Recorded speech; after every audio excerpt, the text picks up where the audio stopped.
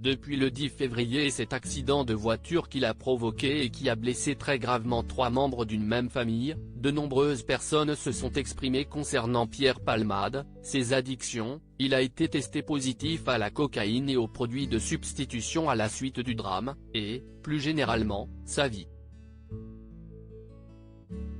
Son cercle d'intime n'a, lui, pas réagi, à part sa famille via un communiqué, et à peine sait-on que Muriel Robin et sa femme, Anne Le Nain, se sont rendus à son chevet. Son ex-épouse, Véronique Sanson, a longuement été interviewée dans le Parisien Week-end de sortie ce vendredi 24 février. Le magazine a révélé en début d'article avoir rencontré l'artiste 2 semaines avant le terrible accident et avoir recontacté la chanteuse pour avoir ses impressions. Celle qui a été mariée de 1995 à 2001 à l'humoriste n'a, elle non plus, pas souhaité s'exprimer sur cette affaire. Pierre Palmade, Muriel Robin, Michel Larocque, Véronique Sanson. Les femmes de sa vie, une histoire d'amour improbable. Leur histoire avait fait lever les yeux au ciel de nombreuses personnes. Entre leurs différences d'âge, 20 ans, et les rumeurs d'homosexualité du comédien à l'époque, le coup de foudre de Véronique Sanson et de Pierre Palmade semblait improbable.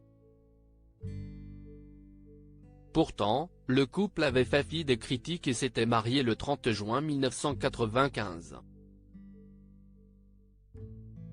Nous nous sommes mariés parce que l'on s'aimait et que l'on s'admirait mutuellement, avait expliqué l'interprète de Besoin de personne à Paris Match. Mais ne pouvant pas suivre ces soirées qui duraient parfois jusqu'à 2 h du matin, Véronique Sanson avait préféré renoncer face aux excès de son époux. Le couple a divorcé en 2001. Elle aussi a connu quelques excès, moins la cocaïne que l'alcool, là, oui. Même si ma dépendance n'a pris un tour critique que sur le tard, vers la fin des années 1990, a-t-elle expliqué dans Libération le 17 février. À cette époque, elle était encore mariée avec Pierre Palmade. Divorcés depuis plus de 2 décennies, les anciens amoureux sont restés très proches au fil des années et ont encore une grande affection l'un envers l'autre.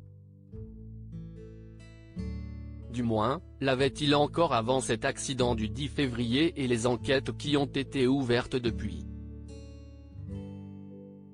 Article écrit en collaboration avec 6 médias Crédit Photo, Bertrand Rindov Petrov.